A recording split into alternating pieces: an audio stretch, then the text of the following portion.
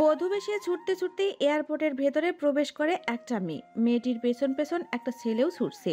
ছেলেটির হাতে একটা নীল রঙের বড় লাগেজ। এয়ারপোর্টের সকল যাত্রী কৌতূহল নিয়ে এই দুজনকেই দেখছে। কেউ কেউ তো নানান কথাও বলাবলি করছে। এরপর মেয়েটি ও ছেলেটি ওয়েটিং এরিয়াতে গিয়ে ফ্লাইটের জন্য অধীর হয়ে অপেক্ষা করছে। তন্মধ্যে একজন বয়স্ক মহিলা এসে মেয়েটির পাশে এসে বসে। মেয়েটির সেদিকে খেয়াল নেই, সে তো ফ্লাইটের সময় হয়েছে কিনা তাই বারবার ঘড়িতে দেখছে। বয়স্ক মহিলাটি মেয়েটিকে বার কয়েক দেখে অতঃপর জিজ্ঞাসা করেই বসলো, বিয়ে থেকে পালাচ্ছ? মেয়েটি তৎক্ষণাৎ পাশ ফিরল। জিজ্ঞাসা নয়নে চাইলে বয়স্ক মহিলাটি ফের শুধায়, বিয়ে থেকে পালাচ্ছ বুঝি? মেয়েটি এবার উত্তর করে, বিয়ে করে পালাচ্ছি। মেয়েটির উত্তর শুনে মহিলাটি বোকা বনে যায়। মেয়েটির সেসবে পাত্তা না দিয়ে আবারও ঘড়িতে সময় দেখছে। তখন মেয়েটির পাশের ছেলেটি বলে, নিজুম, জুড়ালিগুলো খুলে লাগাতে রাখো, আমি পানি কিনে আনি। কথাটা বলে ছেলেটা উঠে যায়। নিঝুম নামের মেয়েটি কথাটা আমলে নিয়ে জুয়েলারি খুলে লাগেজে রাখে। পাশের মহিলাটি সব দেখছে। অতঃপর আবার জিজ্ঞাসা করে, ছেলেটা কি তোমার হাজবেন্ড? চমকে বড় বড় চোখ করে তাকায় নিঝুম। তারপর হুড়মুড়িয়ে বলে, ও আমার বড় ভাই। উত্তর শুনে মহিলাটি অপ্রস্তুত হয়ে ইতস্তত করে। তারপর আবারও শুধায়, তোমার হাজবেন্ড কোথায়? নিঝুম আবারও সময় দেখে। তখনই মাইকে ঘোষণা হয়, ইতিমধ্যে নিঝুমের ভাই নির্ঝরও চলে এসেছে। নিঝুম পানি পান করে মহিলাটিকে বলে, হাজবেন্ডের বাসায়, যেহেতু এখানে দেখতে পাচ্ছেন না তাহলে বাসায়ই হবে। এরপর সে আর দাঁড়ায় না, লাগেজ নিয়ে চলে যায়। চলতে চলতে নিঝুম নির্ঝরকে বলে, ওই গুন্ডা যদি ঝামেলা করে তবে আমার সাইন করা ডিভোর্স পেপার মুখের উপর ছুঁড়ে দিবি। নির্ঝর একটু চিন্তিত স্বরে বলে, যদি সে রিজেক্ট করে? করলেও কি, আমাকে তো খুঁজে পাবে না। এয়ারপোর্ট থেকে খোঁজ নিয়ে শুধু কোন দেশে যাচ্ছি সেটা জানতে পারবে, আর কিছুই পারবে না। আমার ফ্রেন্ড আলফি বলেছে আমাকে টরন্টোতে নেমে একদিন সেখানে তার ফ্রেন্ডের বাড়িতে থাকতে, তারপর সে এসে আমাকে অটোয়াতে নিয়ে যাবে। নির্ঝর ভ্রুকুটি করে শুধায়, আলফি ছেলে? নিঝুম অপ্রস্তুত হয়ে বলে, হ্যাঁ, ও আমার ইউনিভার্সিটিতে স্কলারশিপ পাওয়ার সব ঠিক করে দিয়েছে। আলফিও ইউনিভার্সিটি অফ টয়োটাতে মাস্টার্সে পড়ে। অনলাইনে পরিচয়, সে এখন অটোয়াতে নেই, জরুরি কাজে কোথাও গেছে, না হলে নিজেই আমাকে রিসিভ করতো। আলফি জানে যে আজকে তোর জাহান আহমেদের সাথে বিয়ে হয়েছে? জানে। 3 দিন আগে যখন বড় আব্বু আমাকে ওই গুন্ডা জায়ান আহমেদকে বিয়ে করার প্রস্তাব দিল, সেদিনই আমি আলফিকে জানিয়েছি। তারপর আলফি বলেছে বাড়ি থেকে বেরিয়ে আসতে, একদিন কোনো ফ্রেন্ডের বাসায় থাকতে, তারপর তো আজকে ফ্লাইটে। কিন্তু বড় আব্বু হুট করে আমার রুমে এসে আমার ফোন নিয়ে নেয় আর আমাকে লক করে দেয়। কিছুক্ষণ আগেই গাড়িতে বসে আমি আলফিকে মেসেজ সবটা বলেছি। তখন সে বলেছে আমাকে ওর ফ্রেন্ড রিসিভ করবে। নির্ঝরের মনে সন্দেহ। সে জানতো না তার বোন একটা ছেলেকে এত বিশ্বাস করে যাচ্ছে। নির্ঝরের মনে সন্দেহ। সে জানতো না তার বোন একটা ছেলেকে এত বিশ্বাস করে যাচ্ছে। নির্ঝর ও নির্ঝরের মা শুধু জানে নিঝুম স্কলারশিপ পেয়েছে, তাই কানাডাতে পড়তে যাচ্ছে। নিঝুমের পাসপোর্ট ও ভিসার ব্যাপারে নির্ঝর ঠিক করে দিয়েছে। নির্ঝর বলে, যদি আলফি ছেলেটা খারাপ হয়? আলফি সম্পর্কে তুই কি কি জানিস? নিঝুম নির্ঝরকে আশ্বাস দিয়ে বলল, না ভাইয়া, আলফি খুব ভালো। ওর মা কানাডিয়ান, বাবা বাংলাদেশি, কানাডিয়ান সিটিজেন। দেখে মনেই হয় না যে ওর বাবা বাংলাদেশি। দাঁড়াও, তোমাকে ছবি দেখাচ্ছি। নিঝুম ছবি দেখাবে তখনই আরেকবার মাইকে ঘোষণা হলো। নির্ঝর বলে উঠে, ছবি দেখাতে হবে না, জলদি যা, বেস্ট অফ লাক। নিজের স্বপ্ন পূরণ কর। বলেই নির্ঝর নিঝুমের মাথায় আদরে স্পর্শ দেয়। নিঝুম একরাশ স্বপ্ন চোখে নিয়ে স্বপ্নের দেশের দিকে পা বাড়ায়। এদিকে চৌধুরী বাড়িতে বিশাল ঝড় চলছে। জায়ান আহমেদের রাগের তোপে সবাই নিঝুমের বড় আব্বু নয়ন চৌধুরীর থম মেরে বসে আছেন। তার এত বড় বিজনেস বুঝি এবার ডুবলো।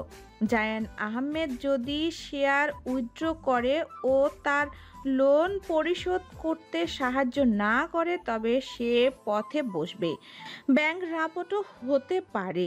জায়ান আহমেদ বলে, মিস্টার চৌধুরী, আপনার ভাতিজিকে আমার স্ত্রী ও ছেলে মিলে পালাতে সাহায্য করলো, কিন্তু আপনি তা আটকাতে পারলেন না। নয়ন চৌধুরী ক্ষিপ্ত দৃষ্টিতে স্ত্রী আয়েশা চৌধুরীর দিকে তাকালেন। তারপর দৃষ্টি ঘুরিয়ে জায়ানকে আমতা আমতা করে বলেন, দেখো জায়ান, বিয়ে তো হয়ে গেছে। বিয়ে হওয়ার আগ পর্যন্ত আমি নিঝুমকে কড়া পাহারাতে রেখেছিলাম। তারপর আমি ভাবিও নি যে বিয়ের পরও ও পালাবে। আমি আমার যথাসাধ্য চেষ্টা করেছি, কিন্তু ও আসলেই। নয়ন চৌধুরীর মুখের কথা কেড়ে নিয়ে আয়েশা চৌধুরী বলে ওঠেন, তোমার মতো গুন্ডা মাফিয়াকে আমার মেয়ে স্বামী হিসেবে মানতে পারবে না। ওর মর্জির বিরুদ্ধে গিয়ে ওকে জোর করে বিয়ে দেওয়া হয়েছে। আমিও নির্জরও এতে রাজি ছিলাম না। নয়ন চৌধুরী ইশারায় আয়েশা চৌধুরীকে শাসাচ্ছেন। আয়েশা চৌধুরীর কথার পরিপ্রেক্ষিতে জায়ান আহমেদ বলে, জোর করেছে আপনার স্বামী। আমি শুধু আপনার স্বামীর কাছে অপশন রেখেছিলাম, সে অপশনটা চুজ করেছে। শত হোক নিজের মেয়ে তো, তাই না? আয়েশা চৌধুরীর চোখের কর্নিশে অশ্রু জমে উঠল। সেই 3 বছর বয়স থেকে সে ছোট্ট নিঝুমকে বুকে আগলে বড় করেছেন। নিঝুমের বাবা মা রোড অ্যাক্সিডেন্টে মারা গেছে। নিঝুম এইচএসসি দিয়েছে 1 বছর হলো। একটা প্রাইভেট ভার্সিটিতে প্রথম সেমিস্টার শেষ করেছে, কিন্তু প্রথম থেকেই তার ফরেন কান্ট্রিতে পড়াশোনা করার ইচ্ছের জন্য স্কলারশিপের অ্যাপ্লাই করেছিল। এই ব্যাপারে নয়ন চৌধুরী কিছুই জানেন না। তাকে জানানো হয়নি কারণ তিনি নিঝুমকে তেমন একটা পছন্দ করে না। তিনি মনে করেন নিঝুমের কারণেই তার ছোট ভাই ও ছোট ভাইয়ের বউ এই দুনিয়ায় নেই। আয়েশা চৌধুরী বলেন, নিঝুম আমার মেয়ে, ছোট থেকে ওকে আমি নিজে কোলে পিঠে করে বড় করেছি। আপনাদের এসব ইমোশনাল ড্রামা বাদ দিন। নিঝুম কোথায় গেছে তা বলুন। আমার প্রাণ থাকতে আমি বলবো না। আমার মেয়ে ডিভোর্স পেপারে সাইন করে গেছে। ওকে মুক্ত করে আপনি আদার্স অপশন বেছে নিন। তার জন্য যদি আমাদেরকে পথে বসতে হয় তো হোক। আয়েশা চৌধুরীর আবেগপ্রবণ কথায় নয়ন চৌধুরী হুঙ্কার ছাড়েন, এই এক মেয়ের জন্য আমার ভাইয়ের বউয়ের সবার নিজেদের প্রাণ উৎসর্গ করলো। এখন তুমি বলছো এই মেয়ের জন্য আমি আমার সর্বোচ্চ খোয়াবো? কখনোই না। আমি নিজে নিঝুমকে পাতাল থেকে খুঁজে হলেও বের করব। সেটা আপনাকে করতে হবে না, আমার বউকে আমি খুঁজে বের করব। এই বলে জায়ান সেখান থেকে বেরিয়ে গেল। জায়ান গাড়িতে বসতেই তার অ্যাসিস্ট্যান্ট তাকে ফ্লাইটের টিকিট দিয়ে বলে, স্যার, আপনার আগামীকাল সকালের টরন্টোর ফ্লাইট। এয়ারপোর্ট থেকে খবর পেয়েছি ম্যামের ফ্লাইট কিছুক্ষণ আগে টেক আপ করেছে। জায়ান বাঁকা হাসলো, বিড়বিড় করে বলল, তুমি আমাতেই ফিরবে সুইটহার্ট। জায়ান আহমেদই তোমার গন্তব্য। এদিকে নিঝুম বিমানের জানালার ধারে বসে কাচের বাহিরে দেখছে। প্রতি মিনিটে বিমান তার উড়ার উচ্চতা বাড়াচ্ছে। কিছুক্ষণের মধ্যেই একটি 30 থেকে 40 হাজার ফুট উচ্চতায় ছুঁয়ে উঠতে শুরু করবে। নিঝুম তার মাতৃভূমিকে দেখার চেষ্টা করলো। এতক্ষণ ক্ষুদ্র দেখাচ্ছে যেন হাতের মুঠোয় সবটা। নিজের মাতৃভূমিকে ছেড়ে যেতে বুক ভার হচ্ছে তার। কিছুক্ষণের মধ্যেই বিমান মেঘদের রাজ্যে প্রবেশ করলো। অন্ধকারে ধোয়ার মতো মেঘদের বিচরণ। নিঝুমের মন খারাপের রেশ কেটে গেল। মেঘ তার খুব পছন্দের। তার জন্মও সেই মেঘদের দেশে। বাবা মায়ের পোস্টিং ছিল খাগড়াছড়িতে। বাবা ছিলেন আর্মিতে মেজর, মা ছিলেন ডাক্তার। বাবার কারণেই মা খাগড়াছড়িতে থাকতেন মূলত। তার বড় আব্বু আম্মুও ছুটি পেলেই সেখানে ছুটতেন। ওরাও ছুটিতে ঢাকা আসতো। বিপত্তি ঘটে একদিন ঢাকা আসার পথে। প্রাইভেট কার কুমিল্লার একটি হোটেলে থামিয়েছে। এত লম্বা জার্নিতে অন্তত 2 বার তো যাত্রা বিরতি লাগেই। 3 বছরের নিঝুম হুট করে বাবা মায়ের চোখের আড়াল হয়ে গেল। নিঝুমের বাবা নাহিদ চৌধুরী নেটওয়ার্ক ইস্যুতে রাস্তার অপোজিটে গিয়েছিলেন। নিঝুম খুব করে বাবার সাথে যেতে চাইলেও ওকে রেখে গিয়েছিলেন ওর মায়ের কাছে। কিন্তু হুট করে নিঝুমের মা জেরিন হোটেল থেকে কুমিল্লার বিখ্যাত রসমালাই কেনার ব্যস্ত হতেই নিঝুম আলগা পেয়ে হাইওয়ের দিকে ছুট লাগায়। মিসেস জেরিনের খেয়াল হতেই তিনি দেখলেন মেয়ে তার হাইওয়ের দিকে ছুটছে। ছোট ছোট পায়ে বেশ খানেক দূরত্ব অতিক্রম করে ফেলেছে। মিসেস জেরিন মেয়ের নাম ধরে চিৎকার করতে করতে মেয়ের পিছু ছুটছেন। কি সময়টা এমন যে তীব্র রোদের অন্যান্য বাসের যাত্রীরা হোটেলের ভেতরেই খাবার খাচ্ছেন বা হোটেলের কর্নারে ধূমপানে ব্যস্ত। মিসেস জেরিনের তীব্র চিৎকারে তারপরও কিছু মানুষ ছুটে এসেছিল। স্ত্রীর চিৎকারের শব্দে মিস্টার নাহিদের কানে পৌঁছায়। তিনিও রাস্তার অপোজিট থেকে ছুটে আসছেন। ছোট নিঝুম মাঝ রাস্তায় গিয়ে ভয় পেয়ে যায়। সাই সাই গাড়ির চলাচল, দুদিক থেকে বাবা মাকে এভাবে ছুটে আসতে দেখে আরও আতকে সে। অতপর ঘটে সেই ভয়ানক ঘটনা। নিঝুমকে মিসেস জেরিন ছিটকে ফেললেও মাথা ফেটে রক্ত বের হয়। মিস্টার নাহিদও চট্টগ্রামমুখী বাসের সাথে ভয়াবহ অ্যাক্সিডেন্ট করেন। ঘটনাস্থলেই মিসেস জেরিন শেষ নিঃশ্বাস ত্যাগ করেন। মিস্টার নাহিদ হসপিটালে কিছুদিন চিকিৎসাধীন অবস্থায় মারা যান। নিঝুমের এই স্মৃতি আবছা মনে পড়ে। রাতে ঘুমালে প্রায় প্রায় তার এসব স্বপ্ন হিসেবে আসে। মেঘদের বিচরণ দেখতে দেখতে নিঝুম তার এ যাবতকাল চিন্তা করছে। নিঝুম মিসেস আয়েশার মুখে তার বাবা মায়ের মৃত্যুর ঘটনা সে শুনেছে। মিস্টার নয়ন সে প্রত্যক্ষদর্শীদের থেকে জেনেছে। তখন থেকেই তিনি নিঝুমকে পছন্দ করেন না। নিঝুমের জন্মের 2 দিন পর নিঝুমের দাদিও স্ট্রোক করে মারা গিয়েছিলেন। সব মিলিয়ে তিনি নিঝুমকে অশুভ মনে করেন, কিন্তু এতটাও অপছন্দ করেন যে একটা গুন্ডার সাথে জোর করে বিয়ে দিবে তা সে ভাবতেও পারেনি। এমনকি নিঝুম বিয়েতে রাজি না হলে ওকে কোনো খাবারও দিতে নিষেধ করেছিলেন। মিসেস আয়েশা ও নির্ঝর বারান্দার গ্রিল দিয়ে শুকনো খাবার ও পানি দিয়েছিল।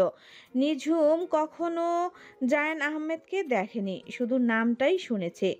দেশ বিদেশের বিজনেস ওয়ার্ল্ড জায়ান নামটা ক্রাশের মতো, কিন্তু তার চেহারা পরিচিত না।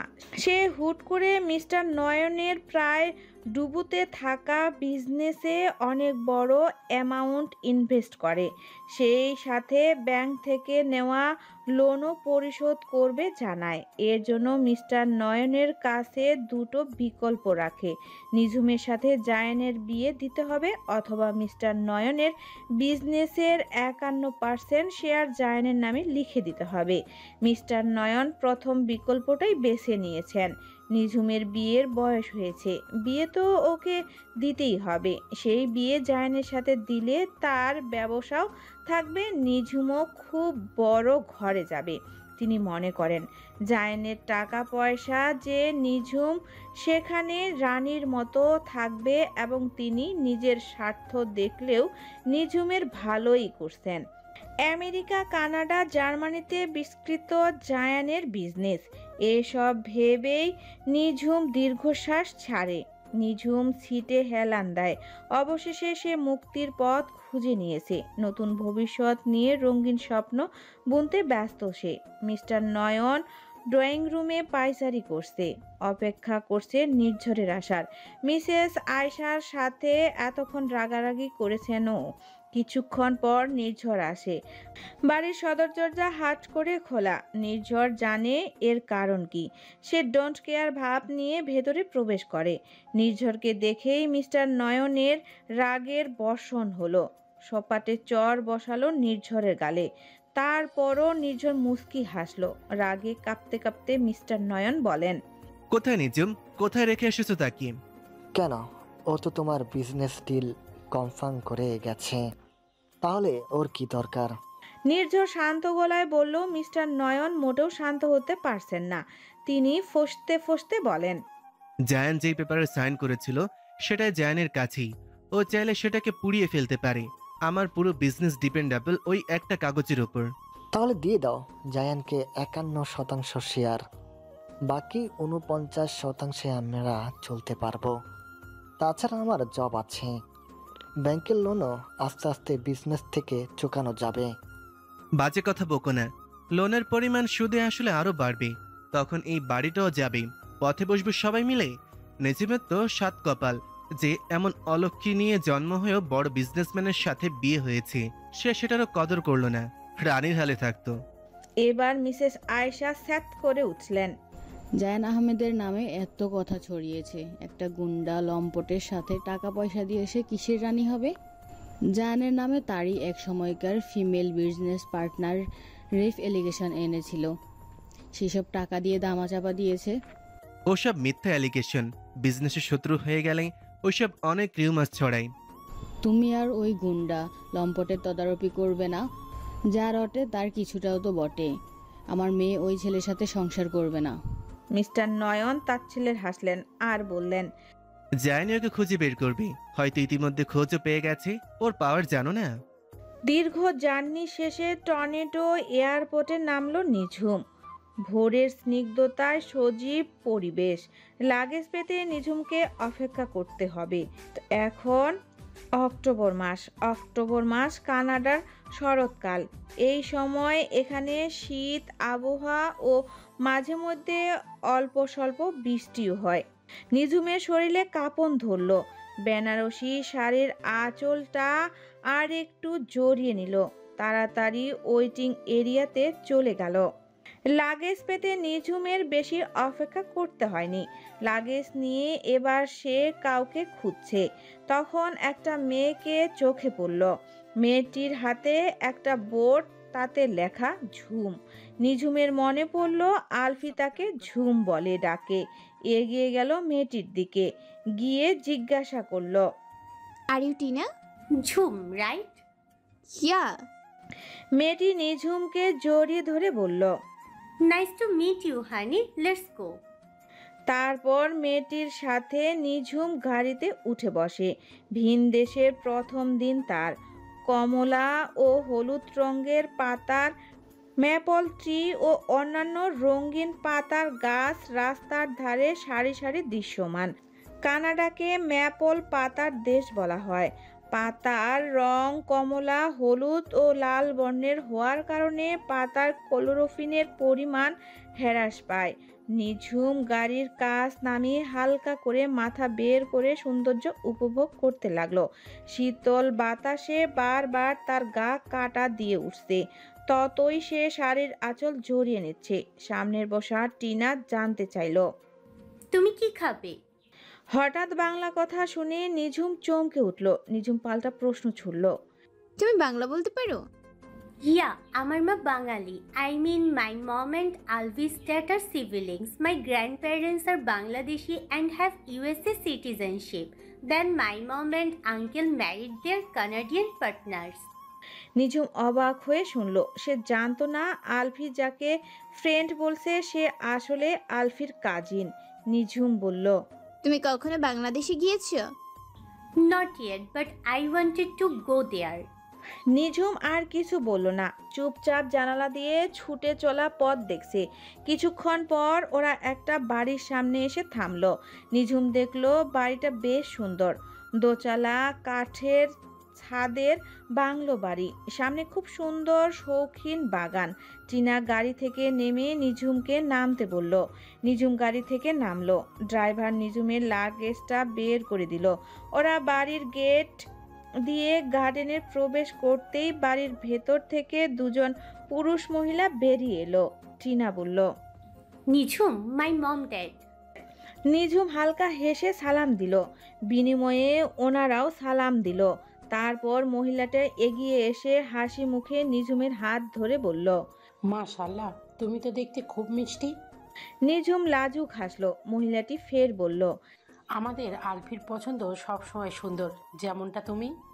নিঝুম লজ্জায় দৃষ্টি নিচু করতেই নিজের গায়ের পোশাক দেখে মনে বলল, ওনারা ওকে এই দেশে দেখেও কিছু মনে করছে না।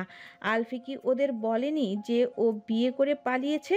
নিজের মনেই কেমন সে অপ্রস্তুত হয়ে গেল। তখন পুরুষটি মানে টিনার বাবা বলেন, You must be tired, dear. Come inside and go for a rest. তারপর ওরা নিঝুমকে নিয়ে বাড়ির ভেতরে প্রবেশ করলো। টিনার মা মিসেস মুনতাহিনা একটা রুম খুলে দিলেন, তারপর নিঝুমকে ফ্রেশ হতে বলে চলে গেলেন। নিঝুম রুমটার চারপাশে চোখ বুলিয়ে দেখলো। ছোট ও রুচিসম্মত সিনসাম একটা গেস্ট রুম।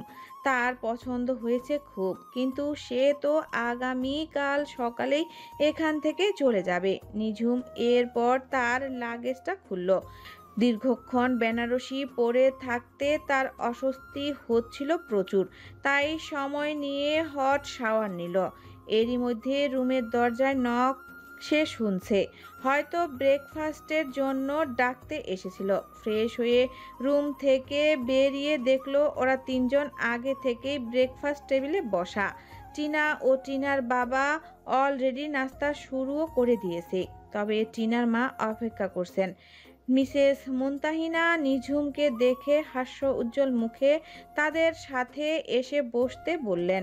তারপর নিঝুমের প্লেটে 2 পিস এগ স্যান্ডউইচ ও ফুড তুলে দিলেন। নিঝুমও ধন্যবাদ জানিয়ে খেতে শুরু করে। টিনা বলল, সরি, অ্যাকচুয়ালি আমি ওর ড্যাড অফিসে যাব, তাই তোমার জন্য অপেক্ষা করতে পারলাম না। Don't mind. ইটস ওকে, আমি শাওয়ার নিতে একটু লেট করে ফেলেছি। নিঝুম খেতে খেতে খেয়াল করলো টিনা ও মিসেস মুনতাহিনা তার সাথে টুকটাক বাংলা বললেও নিজেদের মধ্যে ইংরেজিতেই কথা বলছে এবং খুব দ্রুত। নিঝুম IELTS 6.5 পেয়েছে। নাস্তা শেষ করে টিনা ও তার বাবা বেরিয়ে গেল। মিসেস মুনতাহিনা বললেন, তুমি ব্রেকফাস্ট করে রেস্ট নাও, আগামীকাল তো তোমাকে আবার অটোয়াতে যেতে হবে। নিঝুম হালকা হেসে সায় দিল, নাস্তা শেষ করলো। নিঝুম রুমে বসে ফেসবুকে নির্ঝরকে কল করে তার পৌঁছানোর খবর জানালো। তখনও সে এই দেশের নাম্বার নেয়নি। তারপর নির্ঝরের থেকে জানতে পারলো জায়ান তাকে হন্য হয়ে খুঁজছে আর মিস্টার নয়নও তাকে খুঁজছে। নিঝুম হতাশ হলো, তার এখন বিশ্রাম চাই। ফোন চার্জে দিয়ে শুয়ে পড়ল। অনেকক্ষণ ঘুমালো সে। ঘুম ভাঙলো দরজায় নখের শব্দে। ঘুম ঘুম চোখে এলোমেলো পায়ে দরজা খুলল সে। দরজা খুলতেই মিসেস মুনতাহিনা হাসি মুখে বললেন, ফ্রেশ হয়ে এসো, একসাথে লাঞ্চ করব। নিঝুম সময় দেখলো, বেশ বেলা হয়ে গিয়েছে। ফ্রেশ হয়ে ডাইনিংয়ে গেল। মিসেস মুনতাহিনা খাবার বাড়তে বাড়তে বললেন, আলিফ বলেছে তুমি নাকি বিয়ে করে পালিয়ে এসেছো। চমকে তাকালো নিঝুম। তাহলে ওনারা জানেন? নিঝুম ইতস্তত করে হ্যাঁ বোধক মাথা নাড়ালো। মিসেস মুনতাহিনা আবারও শুধালেন, তোমার হাজবেন্ড শুনেছি অনেক ডেঞ্জারাস লোক, তোমাকে খুঁজে বের করে ফেলে যদি। এবার নিঝুম ভয় পেল। সত্যি যদি জায়ান তাকে খুঁজে বের করে ফেলে, কিন্তু পরক্ষণেই ডিভোর্স পেপারের কথা মনে পড়তেই বলে, আমি ডিভোর্স পেপারে সাইন করে এসেছি। মিসেস মুনতাহিনা এবার সিরিয়াস নজরে চেয়ে শুধালেন, তোমার হাজবেন্ড কি তোমাকে ডিভোর্সের রাইট দিয়েছে? নিঝুম সন্ধিহান হলো। তার বড় আম্মু তাকে বলেছে সে চাইলে স্বেচ্ছায় ডিভোর্স গ্রহণ করতে পারে, তাই তো নির্ঝর ডিভোর্স পেপার তৈরি করে এনে দিলে সে সাইন করে এসেছে। ডিভোর্সের রাইট তো সবার থাকে। হাজবেন্ড যদি দেয় তবে থাকে, তোমার কাবিননামাতে কি সেটা ছিল? দেখেছো তুমি? নিঝুম পলক ঝাপটালো, যার মানে সে দেখেনি। মিসেস মুনতাহিনা আবার বললেন, যদি না দিয়ে থাকে তবে তুমি স্বেচ্ছায় ডিভোর্স গ্রহণ করতে পারবে না। তোমার হাজবেন্ড তোমাকে যে কোনো সময় খুঁজে পেলে তোমার উপর তার রাইট অ্যাপ্লাই করতে পারে, মানে তোমাকে তার সাথে নিয়ে যেতে পারে। নিঝুমের এবার খুব ভয় করছে। সে দ্রুত খাবার টেবিল ছেড়ে উঠে রুমে যায়। তারপরে তারা মোবাইলটা নিয়ে নির্ঝরকে এই বিষয়ে মেসেজ জানায়, কিন্তু নির্ঝর তখন নেট নেই। বাংলাদেশে তখন রাত 2টার বেশি বাজে। নেটে না থাকাটাই স্বাভাবিক, কিন্তু নিঝুম চিন্তায় স্বস্তির থাকতে পারছে না। জায়ানকে ডিভোর্স পেপারে সাইন করে দিয়ে সে খুব ফুরফুরে মেজাজে নতুনভাবে বাঁচতে চেয়েছিল, কিন্তু এখন তার মনে সেই ফুরফুরে ভাব গায়েব। যদি জায়ান তার খোঁজ জানতে পারে? আজকের দিনটা কোনো মতে কাটিয়ে সে দ্রুত অটোয়াতে যেতে চায়, জায়ানের কাছ থেকে আরও অনেক দূরে। ভোরের পর মৃদু সোনালি আভা ছড়িয়ে পড়ল চারিদিকে। পর্দা সরালো, জানালার গ্রিল ও থাই ভেদ করে রোদ্দুর তার মিষ্টি আলো ঘুমন্ত নিঝুমকে ছুঁয়ে দিচ্ছে। নিঝুম সামান্য নড়ে আবারও ঘুমে তলিয়ে গেল। তখন ঘরে প্রবেশ ঘটল একজনের। নিঃশব্দে এসে বসল নিঝুমের পাশে। কিছুক্ষণ অপলক চেয়ে রইল রৌদ্র স্নান ঘুমন্ত নিঝুমের দিকে। নিঝুমের খোলা চুল এলোমেলো হয়ে মুখ চোখ আড়াল করে রেখেছে। ব্যক্তিটি অতঃপর খুব সাবধানে নিঝুমের মুখের উপর আসা চুলগুলো সরিয়ে দিল। এতে ভারী বিরক্ত হলো নিঝুম। রোদ যে আবার তার চোখে মুখে পড়ছে। কপাল কুঁচকালো সামান্য। আবারও নড়ে উঠল চুলগুলো, ফের মুখের সামনে এসে পড়ল। পুনরায় একই কাজ করলো ব্যক্তিটি। সেই সাথে মৃদু কণ্ঠে ডাকলো, ঝুম, গুড মর্নিং ঝুম। নিঝুম এবার নড়ে চড়ে উল্টো দিকে ফিরে ব্যক্তিটি আবারও ডাকে, ঝুম, it's almost 7:30 am. Wake up. We have to catch the flight. এবার নিঝুম পিটপিট করে চোখ খুলে পাশ থেকে সজা হয়। নিজের পাশে আলফিকে দেখে অবাক হয়। আলফি। তারপর দেওয়াল ঘড়িতে তাকিয়ে দেখে 7:24 বাজে। নিঝুমকে ঘড়ি দেখতে দেখে আলফি বলে, আমাদের 8:45 ফ্লাইট। ধরফরিয়ে উঠে বসে নিঝুম। ওড়নাটা পাশে রাখা ছিল, সেটা ঠিকভাবে গায়ে জড়িয়ে বলে, তুমি এত সকালে কখন এসেছো? এই তো কিছুক্ষণ। তাহলে আবার এখানে আসলে কেন? আমাকে কল করলেই আমি এয়ারপোর্টে চলে যেতাম। It's okay. ফুপির সাথে আমার একটু কথা ছিল। তুমি দ্রুত রেডি হয়ে নাও, ফুপি নাস্তা টেবিলে নিয়ে ওয়েট করছে। এই বলে আলফি উঠে দাঁড়ায়। নিঝুম মাথা নাড়িয়ে সায় দিয়ে আলফি রুম থেকে বেরিয়ে যায়। আলফি যেতেই নিঝুম তার ফোন চেক করে। না, এখনও নির্ঝর তাকে তার কাবিননামার ছবি পাঠায়নি। নির্ঝর বলেছিল সে কাবিননামা পেলে ছবি পাঠায়নি যেহেতু মনে হয় পায়নি।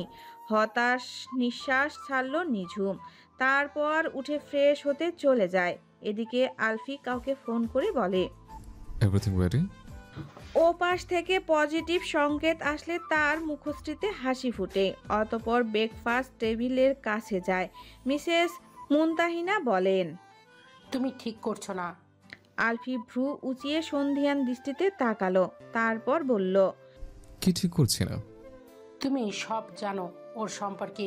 ও এক সময় তোমাকে ঘৃণা করবে। আলফি হাসলো। তারপর গ্লাসে বিটরুটের জুস ঢালতে ঢালতে বলল, রিল্যাক্স ফুপি, everything is fair in love and war. Mrs Muntahina হতাশ নিঃশ্বাস ছাড়লেন। কিছুক্ষণের মধ্যে নিঝুমও খাবার টেবিলে হাজির। নিঝুম এসে বলল, আঙ্কেল, ও টিনা নেই যে? ওরা কিছুক্ষণ আগেই নাস্তা করে অফিসে চলে গিয়েছে। তোমাকে কয়েকবার দরজায় নক করে ডেকেছিলাম, ওঠোনি। আলফি এসে তারপর তোমাকে উঠালো। মিসেস মুনতাহিনার কথা শুনে নিঝুম বলল, আলফি যেমন রুমে ঢুকে ডেকেছে, টিনাও ডেকে দিত, তাহলে যাওয়ার সময় দেখা হতো। আলফি থামে কিঞ্চিত। মিসেস মুনতাহিনাও নীরব। আলফিও বলে, ওই রুমের চাবি দুটো, একটা তোমাকে গতকাল দিয়েছে, আরেকটা আমার কাছে। ওই রুমটা অ্যাকচুয়ালি আমার জন্য বরাদ্দ থাকে। ও আচ্ছা, সমস্যা নেই। টিনা ও আঙ্কেলের সাথে আরেকদিন দেখা করব। তারপর নিঝুম খাওয়া শুরু করলো। আলফিও খেতে শুরু করলো। অটোয়া পৌঁছে ওরা আলফির বাড়িতে যাচ্ছে। অটোয়া কানাডার রাজধানী। জনসংখ্যার দিক দিয়ে এটি কানাডার চতুর্থ বৃহত্তম শহর। নিঝুম গাড়ির কাজ নামিয়ে বাইরে দেখছে। আলফি বলে, তোমার সব ডকুমেন্টসগুলো দাও, আমি ইউনিভার্সিটিতে দিয়ে যাব। নিঝুম না ঘুরেই বলে, আচ্ছা। আলফি আবার শুধায়, আর ইউ আপসেট? নিঝুম এবার ঘুরে তারপর বলে, no, I am fine. But you are not looking fine. Nijhum হতাশ নিঃশ্বাস ছাড়ল। অতঃপর বলল, নির্ঝর ভাইয়া কাল রাতের পর আর মেসেজে রেসপন্স করছে না, মেসেজ সিনও করছে না। আমার খুব ভয় হচ্ছে ওই গুন্ডা আবার আমার ফ্যামিলির কোনো ক্ষতি করে দেয়নি তো? আলফি হাসলো। ফের বলল, রিল্যাক্স, এত ভয় পাওয়ার কি আছে? জায়ান আহমেদ এতটাও খারাপ না যতটা তুমি বলেছ। নিঝুম বিরক্ত হয়, বলে, প্লিজ আলফি, ওই লোকের হয়ে তরফদারি আমার সামনে করবে না। আমি ওই লোকের থেকে কিভাবে বেঁচে থাকবো সেই চিন্তা করছি, আর তুমি এসব বলছো। এদিকে কাবিননামাতে কি ছিল না ছিল তা আমি দেখিনি, টেনশনে ভালো লাগছে না। আলফি ফের হাসলো। গাড়ির সামনে থেকে পানির বোতল দিয়ে নিঝুমকে দিয়ে বলল, You didn't see him, right? No, and I don't want to see him. Okay, relax. Have some water and take a deep breath. নিঝুম পানির বোতলটা নিয়ে পানি পান করলো, অতঃপর হুট করে শুধালো, বাই দ্য ওয়ে, তুমি কোথায় গিয়েছিলে? আলফি কিঞ্চিত ভরকালো, তাও স্বাভাবিক স্বরে বলল, Out of country. For some important deal. নিঝুম আর কিছু বলল না। কিছুক্ষণের মধ্যেই ওরা একটা বাড়ির সামনে এসে থামলো। গাড়িটা গ্রিন রঙের দোচালা, ব্ল্যাক গ্লাস দিয়ে আবৃত। বাড়ির সামনে সবুজ ফাঁকা স্থান, গেটে দুজন কালো পোশাকধারী দাঁড়ানো। আলফি গাড়ির চাবি দিয়ে গাড়ি থেকে নেমে নিঝুমের পাশের দরজা নিজে খুলে দিল। নিঝুম হাঁ হয়ে দেখছে। আলফিকে মৃদু স্বরে জিজ্ঞাসা করে, এরা কারা? Guard? তোমার গার্ডও লাগে? আলফি হাসলো। তেমন না, দুজনই বাড়ি পাহারা দিতে। ওহ, তোমার বাবা মা কোথায়? ওনারা জানেন না যে আমি আসবো? ওরা নিউ ইয়র্কে। নিঝুম অবাক হয়ে যায়। সে শুধায়, নিউ ইয়র্কে? তবে এখানে কে থাকে? আলফি নিজেকে ইশারা করে দেখালো। নিঝুম চোখ কপালে তুলে বলল, একা? একাই তো থাকবো, বসের পর বসেও থাকবো। নিঝুম মাথায় হাত দিয়ে বলল, তোমার ফ্যামিলি থেকে এত দূরে থাকো সেটা বুঝিয়েছি। বেশি দূরে না। আলফির জবাবে নিঝুম হতবাক। সে বলল, বেশি দূরে না, তোমরা ভিন্ন দুটি দেশে থাকো। রিল্যাক্স চুম, নিউ ইয়র্ক অনেক বড়, তুমি সেসব বাদ দিয়ে ভেতরে চলো। আলফি গেট পেরিয়ে ভেতরে ঢুকলো। নিঝুম ঠায় দাঁড়িয়ে রইল। আলফি ঘুরে তাকিয়ে শুধায়, হোয়াট হ্যাপেন্ড? দাঁড়িয়ে রইলে কেন? নিঝুম কিঞ্চিত আমতা আমতা করে বলল, আমি আসলে I think it's not right আমরা দুজন এক বাড়িতে এভাবে। কথা শেষ করলো আলফি, আবারও হাসলো। এগিয়ে এলো নিঝুমের হাত ধরে বলল, রাইটটা হলে তুমি এখানে আসতে না, আর এত বড় বাড়িতে নিশ্চয়ই একটা রুম না, সো প্লিজ কাম ইনসাইড। তারপর আলফি নিঝুমের জবাবের তোয়াক্কা না করে ওকে নিয়ে বাড়ির ভেতরে প্রবেশ করে। গার্ডরা রাগেশ নিয়ে আগেই ভেতরে চলে গিয়েছে। নিঝুমের মনে এখন কেমন ইতস্ততা কাজ করছে। আলফি একদিন তাকে তার মায়ের সাথে ফোনে কথা বলছিল, তাই নিঝুম ভেবেছিল এনারা এখানেই থাকেন। বাড়ির ভেতরে প্রবেশ করে আলফি নিঝুমকে বলল, এখানে অনেকগুলো রুম আছে, আপার ফ্লোরেও আছে। তুমি কোন রুমে থাকতে চাও? তোমার রুম কোনটা? আপার ফ্লোরে। তাহলে আমি নিচের ফ্লোরেই একটা রুমে থাকি। আলফি ভ্রু কুঁচকে শুধায়, কেন? তুমি কি আমার সাথে এক ফ্লোরে থাকতে ভয় পাচ্ছ? নিঝুমের চেহারা পাংশুটে বর্ণ ধারণ করলো। খানিক হাসার চেষ্টা করে দৈব চয়নে একটা রুম দেখিয়ে বলল, আই থিঙ্ক এই রুমটা খুব সুন্দর, গার্ডেনের খুব সুন্দর ভিউ আসছে। আলফি রুমটার দিকে তাকালো। ওই রুমটার দরজাটাই শুধু খোলা। নিঝুম দেখেই বলছে তবে। সে বলল, রুমটা সুন্দর, আমার রুমের ঠিক নিচে। তোমার পছন্দ হলে এখানে থাকো, লাগেজ ওই রুমে দিয়ে আসছে। আমি লাগেজ নিতে পারবো। ওকে, তাহলে ফ্রেশ হয়ে নাও, আমিও ফ্রেশ হয়ে আসছি। নিঝুম তার নীল রঙা লাকেজ টেনে রুমটাতে নিয়ে গেল। আলফি সিঁড়ি পর্যন্ত গিয়ে তা দেখে হেসে উপরে উঠে গেল। রুমে ঢুকে ফ্রেশ হতে গেল নিঝুম। একেবারে শাওয়ার নিয়ে বের হলো। অতঃপর তোয়ালে দিয়ে চুলের পানি মুছতে মুছতে ব্যালকনির ঠাই খুলল সে। সাথে সাথে দমকা মৃদু শীতল হাওয়া শরীর শিরশির করে উঠল। চোখ বন্ধ করে লম্বা করে শ্বাস নিল কয়েকবার। এটা বাড়িটির দক্ষিণ পাশ। সামনে একটা ঢাল দেখা যাচ্ছে। ঢালের কাছে কিছু নাম না জানা গাছ। নিঝুম এখানের ম্যাপল গাছ ছাড়া অন্যান্য গাছ চেনে না। লাল কমলা হলুদ পাতার ম্যাপল গাছের পরিমাণ এখানে বেশি। নিঝুম ফোনটা নিয়ে কয়েকবার ছবি তুলে নিল। তখনই দরজায় নক পড়ল। নিঝুম দরজা খুলতেই দেখে আলফি দাঁড়িয়ে। আলফি ফোনে কিছু দেখতে দেখতেই বলল, তোমার ডকুমেন্টসগুলো রেডি রাখো, বিকেল ইউনিভার্সিটি যাব। আমিও যাব সাথে। তার দরকার নেই, তুমি রেস্ট করো। আর লাঞ্চে কি খাবে বলো? তুমি যা খাবে তাই। এবার আলফি তাকালো নিঝুমের দিকে। তাকাতেই সে যেন পলক ফেলতেই ভুলে গেল। নিঝুমের সদ্য স্নানে স্নিগ্ধ মুখখানার দিকে কিছুক্ষণ চেয়েই রইল। নিঝুম লজ্জা পেয়ে এদিকে ওদিকে চেয়ে সামান্য কাশির শব্দ করলে আলফি দৃষ্টি সরায়। তারপর বলে, ওয়েল, আমি যাওয়ার আগে ফ্রোজেন করা ফুড যা রেখে গিয়েছে সেগুলো হয়তো আছে ফ্রিজে। বিকেল ইউনিভার্সিটি হয়ে গ্রসারিতে যাব। তুমি চলো, তবে আমার লেট হবে ফিরতে। নিঝুম ঘাড় এলিয়ে সায় দেয়। আলফি কিচেনে গিয়ে ফ্রিজ খুলে দেখলো চিকেন বেস্ট আছে আর ফ্রোজেন প্যাকেটজাত করা চিকেন রোল ও কাবাব আছে। নিঝুমও আলফির পেছনে পেছনে এসেছিল। সে বলল, কোনো ভেজিটেবল নেই? আলু আছে, আর কোনো ভেজিটেবল নেই। গ্রসারিতে যাব, তখন আনবো। লাঞ্চ এগুলো দিয়ে করতে হবে। অনিয়ন জিঞ্জার আছে, অনিয়ন গার্লিক পেস্ট আছে, সব ধরনের ড্রাই হার্ব আছে। আই থিঙ্ক হয়ে যাবে। নিঝুম রান্নাঘরে চোখ বুলিয়ে বলল, আটা বা চাল নেই? আটা আছে, চাল হয়তো সামান্য পরিমাণে আছে। তারপর আলফি ক্যাবিনেট খুলে আটা ও চালের বক্স বের করলো। চাল খুবই সামান্য। নিঝুম মুখ লটকে বলল, তাহলে রুটিই বানানো যাক। আমি অ্যাকচুয়ালি রুটি বানাতে পারি না। ভাত রান্না তো ইজি, শুধু ভাতের মার গালতেই সমস্যা। কিন্তু এখন তো আরও ইজি, রাইস কুকারে দিয়ে দিলেই হয়। কিন্তু রুটি বানানো টাফ। আলফি হাসলো, তারপর বলল, রুটি মেকার থাকলে রুটি বানানো ইজি। ওয়েট, দেখাচ্ছি। তারপর আলফি খুব সুন্দর করে পরিমাণ মতো আটা ও পানি দিয়ে আটার ডো বানিয়ে তারপর ইলেকট্রনিক রুটি মেকারে রুটিও বানিয়ে নিল। নিঝুম খেয়াল করে দেখলো সবটা। তারপর মুস্কি হেসে বলল, শুধু আটা ও পানির পরিমাণটাই বুঝতে পারি না। আলফিও হাসলো। বাকি রান্নাও জলদি শেষ করে নিল। তারপর দুজনে খেতে বসে। খেতে খেতে নিঝুম বলে, আমাকে একটা হোস্টেলের ব্যবস্থা করে দিও।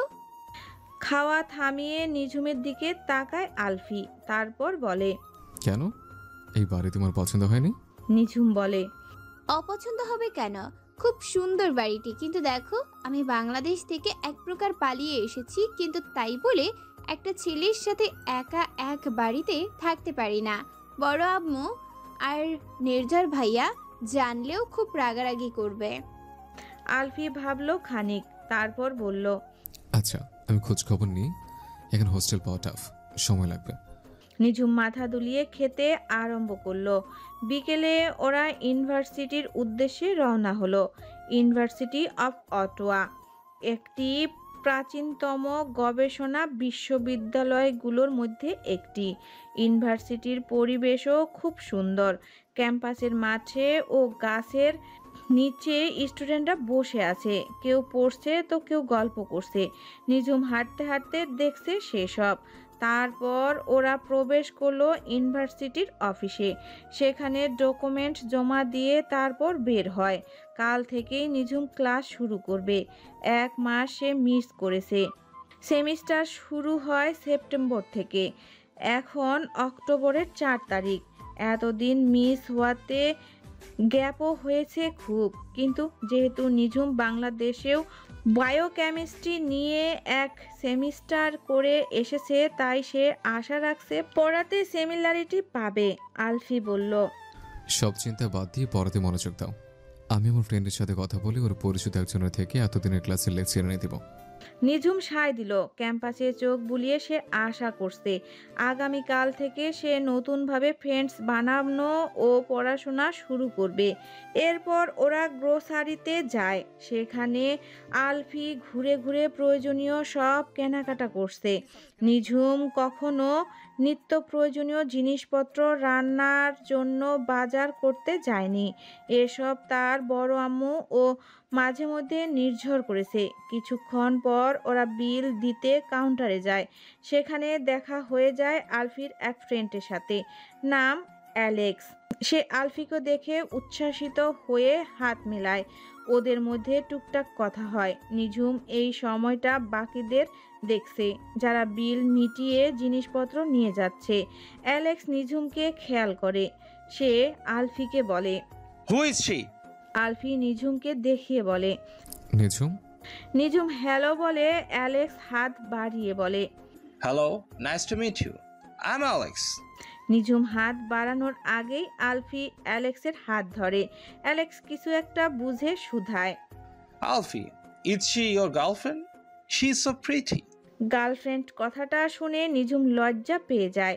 আলফি তা দেখে মৃদু হাসে, তারপর বলে, অ্যাকচুয়ালি নো, শি ইজ।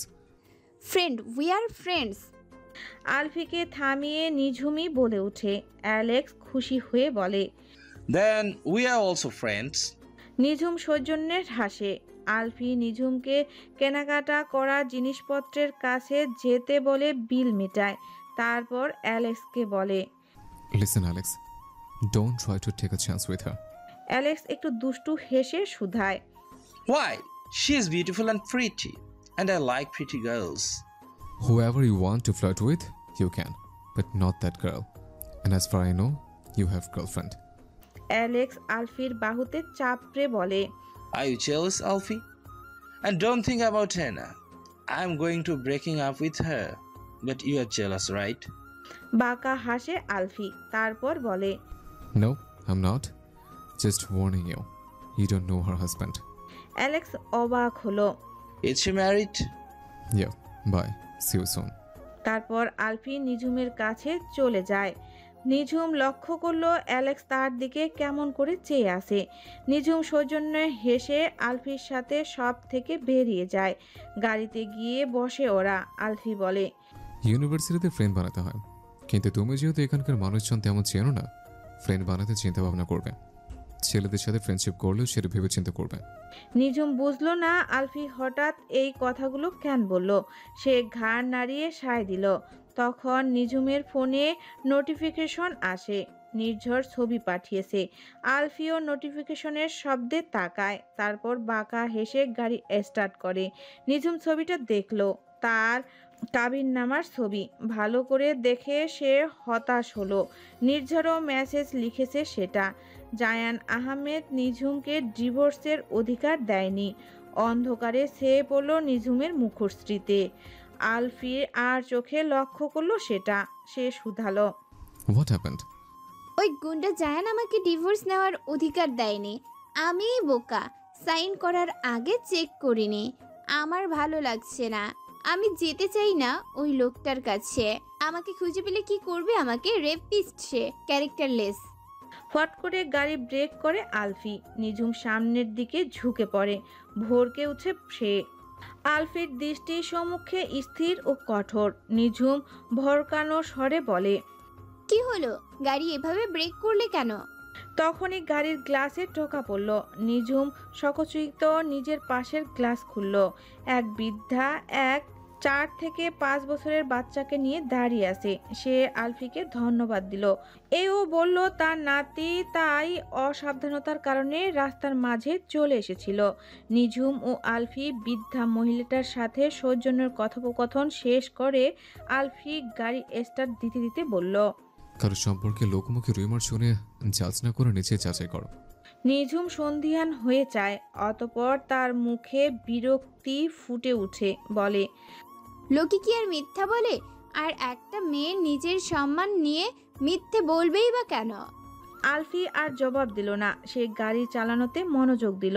নিঝুমও গাড়ির জানালা দিয়ে সদ্য নামা ছায়া দেখতে মগ্ন। একটু একটু করে আধার নেমে এলো ধরণীর বুকে। রাস্তার ধারের স্টিলের লাইটগুলো জ্বলে উঠল। আস্তে আস্তে ওরা আলফির বাড়ির রাস্তা ধরল। জায়গাটা কিছুটা নিরিবিলি। আলফির বাড়িটা ঘনবসতি থেকে একটু দূরে, প্রকৃতির কাছাকাছিতে। কিছুক্ষণের মধ্যে গাড়ি এসে থামলো। আলফি রিমোট দিয়ে বাড়ির গেট খুলল। এখন আর কোনো গার্ড নেই। বাড়ির ভেতরে ঢুকতেই আবার গেট অটোমেটিক বন্ধ হয়ে গেছে। গাড়ি থেকে নামতে নামতে আলফি বলল, বারবিকিউ চলবে? চলবে। কোথায় করবে? আর বারবিকিউ করার জিনিসপত্র সব আছে, তুমি ফ্রেশ হয়ে এসো। তোমার রুমের সাইডের ইয়ার্ডে আমি সব ব্যবস্থা করছি। নিঝুম খুশি মনে নিজের রুমে চলে গেল। ফ্রেশ হয়ে এসে দেখলো আলফি সব ব্যবস্থা করেছে। এখন বারবিকিউ কলার চুন্নিতে কয়লা জ্বালিয়ে ঠিকঠাক করছে। দুটো কাঠের বসার টুল রাখা। কয়লা জ্বালিয়ে আলফি এবার স্টক পিস ও লবস্টারে বারবিকিউ করার জন্য মশলাপাতি নামালো। সব সুন্দর করে মেরিনেট করছে। নিঝুম বসে বসে দেখছে। অক্টোবরের হালকা শীত হওয়ায় আলফির কপালে ছোট চুলগুলো উঠছে। বাড়ির ভেতর থেকেও মৃদু বাতাস আসছে, সাথে কয়লা জ্বলার আলো। আকাশের কৃষ্ণপক্ষের চাঁদ। চাঁদ এখনো গোলাকার। চাঁদের আলোয় ইয়ার্ডের অন্ধকার সয়ে গেছে। আলফির ফর্সা মুখে বিন্দু বিন্দু ঘাম। নিঝুম চাদর জড়িয়ে বিভৎস হয়ে আলফিকে দেখছে। হঠাৎ তার মনের মাঝে একটা ধাক্কা এলো। এটা অন্যায়। তুমি বিবাহিতা। স্বামী ব্যতীত অন্য পুরুষের দিকে এভাবে চেয়ে থাকাটা ভীষণ অন্যায়। পরন্তু তার আরেক মন বলছে, তুমি তো জায়ানকে স্বামী হিসেবে মানো না, তার থেকে মুক্তি চাও, ভালোবাসো না তাকে। তাহলে অন্যায় কিসের? সামনের ছেলেটাকে তো তুমি মনে মনে চেয়ে এসেছিলে। তার মনে দুই ধরনের চিন্তাই এলো। নিজ মনের এই যুদ্ধে সে তৎপর হয়ে উঠে দাঁড়ালো। আলফিও সকচিত্তে তাকালো। বারবিকিউ করার জন্য মেরিনেটের পর্ব শেষ। সে শুধালো, হোয়াট হ্যাপেন্ড? দাঁড়িয়ে গেলে কেন? নিঝুম আমতা আমতা করে এদিকে ওদিকে চেয়ে বলল,